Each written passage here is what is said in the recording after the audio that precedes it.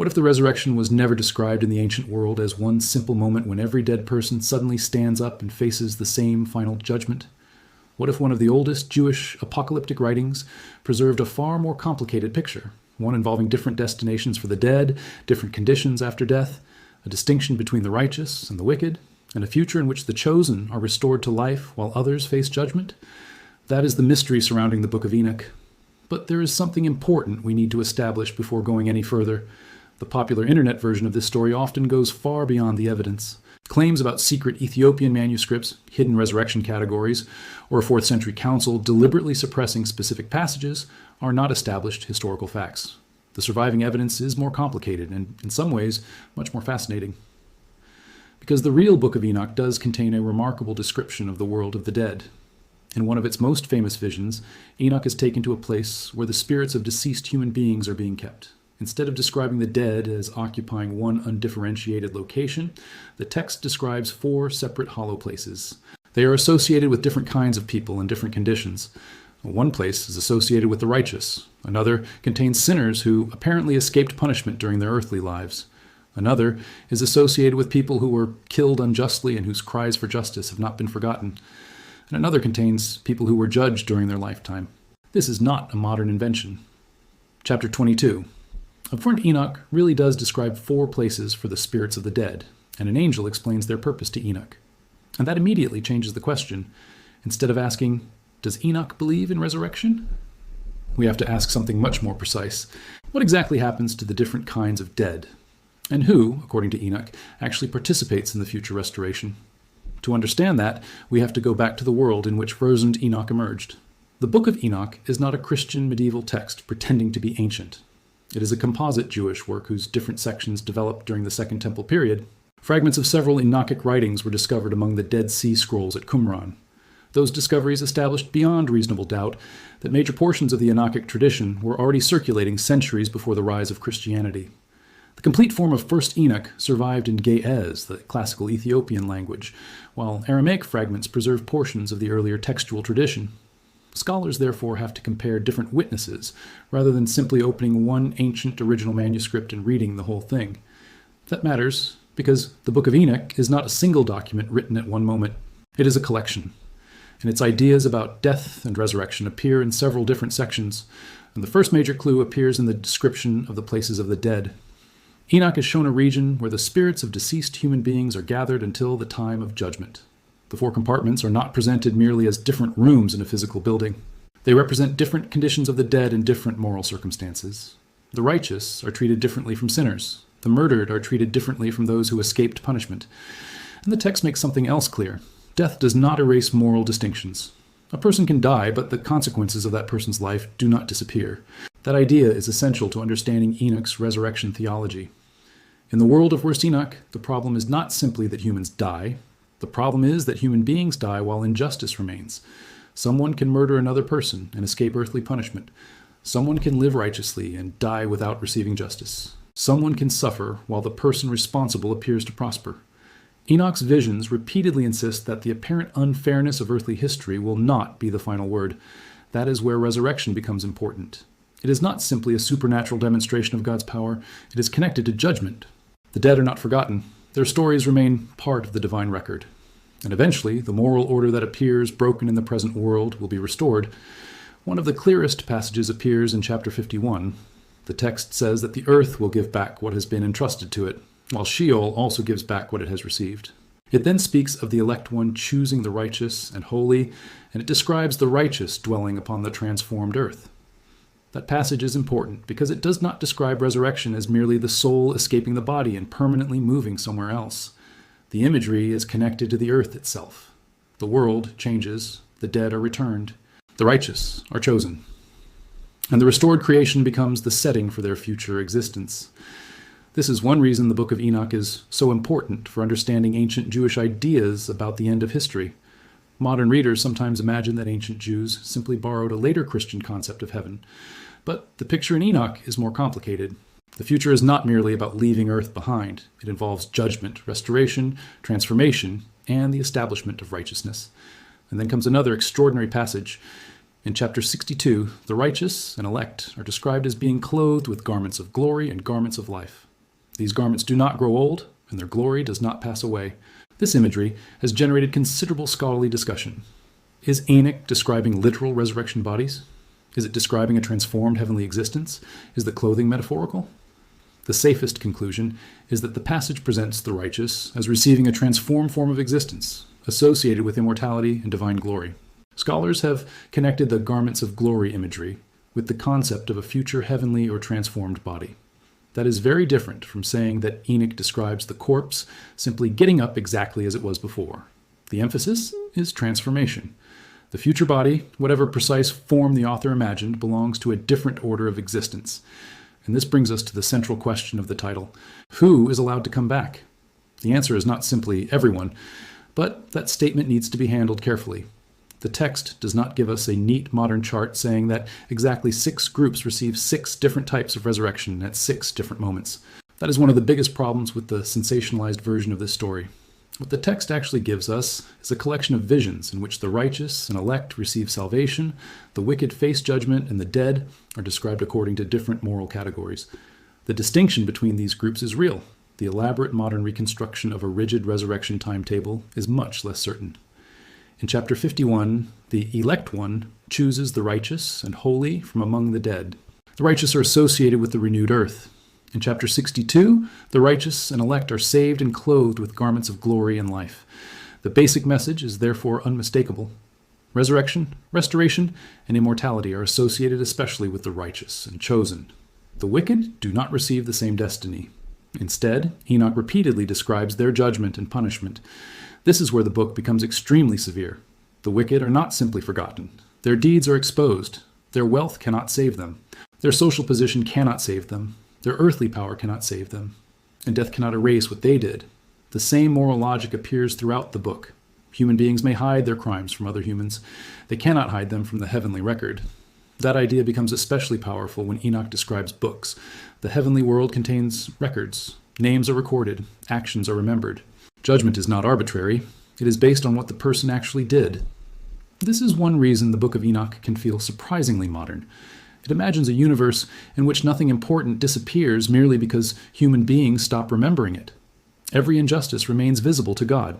Every act of righteousness remains known, and every person eventually encounters the consequences of the life they lived. But there is another category of dead that makes Enoch even more unusual: the murdered. In chapter 22, Enoch sees the spirits of those who were killed, and their condition is connected to their demand for justice. Their situation is not simply described as punishment or reward. Their suffering becomes evidence against the world that allowed their deaths to occur.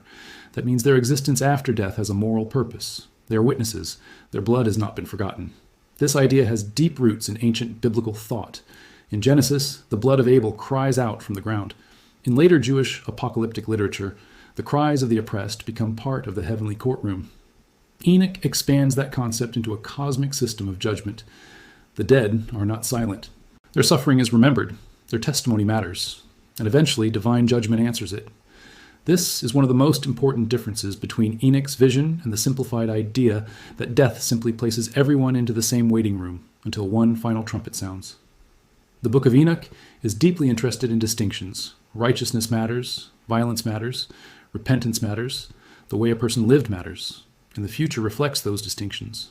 But then we encounter a second major question. Does Enoch teach that the wicked are resurrected too? The answer is complicated because the book uses different images in different passages. Some passages speak of the dead being returned for judgment. Other passages emphasize the salvation of the righteous and elect. Some descriptions concern the spirits of the dead rather than restored physical bodies, and some passages use imagery that is difficult to reconcile into one perfectly systematic doctrine. That is not evidence of a hidden missing chapter. It is a feature of ancient apocalyptic literature. The Book of Enoch is a collection of visions, traditions, and theological reflections composed and transmitted over time. It should not be forced into the format of a modern systematic theology textbook, and this is where the competitor script makes a crucial mistake. It presents every detail as if scholars possess a single complete Enochian blueprint, showing exactly which group comes back first, which group comes back second, which group never comes back, and which chamber opens at each stage. The surviving evidence does not justify that level of certainty. The 4 places in chapter 22 are real. The distinction between righteous and wicked is real. The future salvation of the righteous and elect is real. The language of garments of glory and life is real. The judgment of sinners is real. But the claim that Enoch gives us a precise 6-tier resurrection schedule is an interpretation, not an established fact. And there is an even bigger historical problem: the Council of Laodicea. For years, online videos have repeated the claim that in the year 364, the Council of Laodicea removed the Book of Enoch from the Bible because church leaders were uncomfortable with what it said about resurrection. It sounds compelling, but the historical evidence is not that simple. The council was a regional synod held in the 4th century, generally dated around the 360s. Its surviving canons include a rule stating that uncanonical books should not be read in church. But the famous 60 canon list of biblical books is itself disputed. The traditional text of Canon 60 gives a list of Old and New Testament books, but scholars have long questioned whether that canon was actually part of the original acts of the council. The list is absent from some ancient collections of Laodicean canons, and major historical discussions have therefore treated its authenticity as uncertain. That means we cannot honestly say the Council of Laodicea examined Enoch's resurrection doctrine and removed the book because it contained too much detail. There is no surviving council document making that argument. The competitor script presents that story as established history, but the evidence does not support it, and this distinction matters, because the real history of Enoch is already remarkable without inventing a conspiracy. The book was ancient. It circulated in Jewish communities before Christianity. Fragments were preserved at Qumran. Early Christians knew the text. The New Testament itself contains an unmistakable quotation or close use of Enochic material in the letter of Jude, which refers to Enoch's prophecy about the Lord coming with holy ones to execute judgment. That tells us something important. The Book of Enoch was not some completely unknown work that suddenly disappeared because one council decided to hide it. It was part of the intellectual and religious environment of ancient Judaism and early Christianity. Different communities accepted different books. Different Christian traditions developed different canons. And the Ethiopian Orthodox tradition preserved one Enoch as part of its scriptural heritage. Meanwhile, in most other Christian traditions, it was not included in the biblical canon. That is a complicated history. Not a secret meeting where church leaders simply erased a forbidden resurrection doctrine. The survival of Enoch in Ethiopia is itself extraordinary. The complete text survived in Ge'ez, while the earlier Aramaic tradition survived only in fragments. Modern scholarship has used those fragments to reconstruct the history of the work and to demonstrate that the Enochic tradition is genuinely ancient. But we need to be careful about one more popular claim.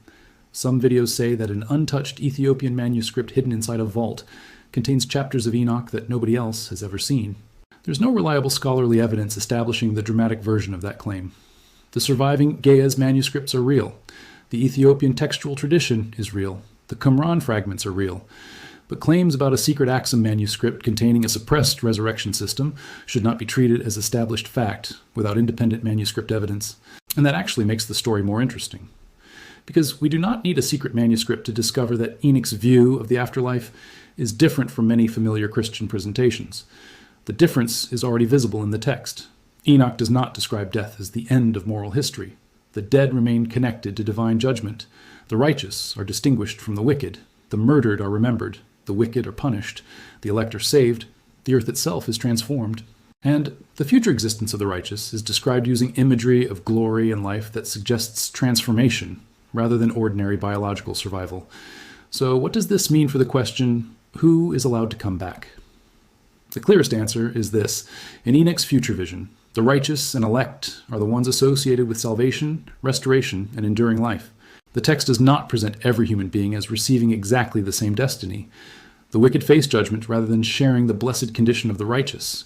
But that still does not mean Enoch teaches that no wicked person is ever raised in any sense. Some passages involve the dead being brought into the context of judgment. The distinction is between being restored to glorious life and being summoned for judgment. That difference is crucial. A person can appear in the final drama without receiving the same future as the righteous. Judgment is not the same thing as salvation. Being returned for accountability is not the same thing as being granted immortality. This is perhaps the most useful way to understand the title. The Book of Enoch does not simply ask who gets resurrected. It asks a deeper question. What kind of existence awaits each person when God's judgment finally arrives? And the answer depends on how that person lived. For the righteous, the future is life. For the wicked, the future is judgment. For the murdered, divine justice finally answers their suffering. For the elect, salvation becomes visible. And for humanity as a whole, the world itself is transformed. There's another fascinating feature of Enoch's resurrection imagery. The future is not simply a return to the past. The righteous do not merely receive their old earthly existence back, they receive glory. They receive life. Their garments do not decay. Their condition is permanent. That is why the imagery is so important. Resurrection in Enoch is connected with transformation. The future human condition is not simply the continuation of everything that existed before death. It belongs to a new age. This idea would become enormously important in later Jewish and Christian thinking. The question of resurrection was never simply, can God put a corpse back together? The deeper question was, what kind of existence does God intend to give human beings after judgment? Enoch's answer is that the righteous will participate in an existence characterized by glory, life, and communion with the divine order. The wicked, meanwhile, face the consequences of their actions. And this brings us back to the four chambers. Why does Enoch need 4 places for the dead? Because death does not erase the differences created by life. The righteous person who dies is not morally identical to the person who murdered others. The person who suffered injustice is not treated the same as the person who escaped justice. The person punished during life is not placed into precisely the same category as the person who escaped punishment. Enoch's afterlife is therefore structured around justice. The compartments are a theological way of saying that God knows the difference between these lives. The dead are not anonymous, they are not interchangeable. Their stories matter, and when judgment arrives, those differences become decisive. This is also why the Book of Enoch repeatedly emphasizes heavenly records. Human history may be chaotic, divine judgment is not. A king may destroy his enemies and write his own version of history. A wealthy person may die admired. A murderer may escape the courts. A righteous person may die forgotten. But according to Enoch, none of those earthly outcomes determines the final verdict. The heavenly record does. That is one of the strongest themes running through the book. And it explains why the resurrection is inseparable from judgment. The point is not simply to bring dead people back. The point is to reveal what their lives actually meant. The righteous are vindicated. The wicked are exposed. The victims are remembered. And the world is finally put right. That is why the Book of Enoch remains so fascinating, even though it is not part of most Christian Bibles. It gives us a window into the diversity of Jewish thought before and around the rise of Christianity. Enoch survived in Ethiopia. Its Aramaic fragments survived at Qumran. Its ideas influenced later religious literature, and its vision of judgment continues to provoke questions. But perhaps the most important lesson is not that the church supposedly hid a secret. It is that the ancient world was far more diverse than the simplified versions of religious history often suggest. The resurrection was not discussed in only one language. It was not imagined in only one form. And the Book of Enoch gives us one of the clearest surviving examples of that diversity.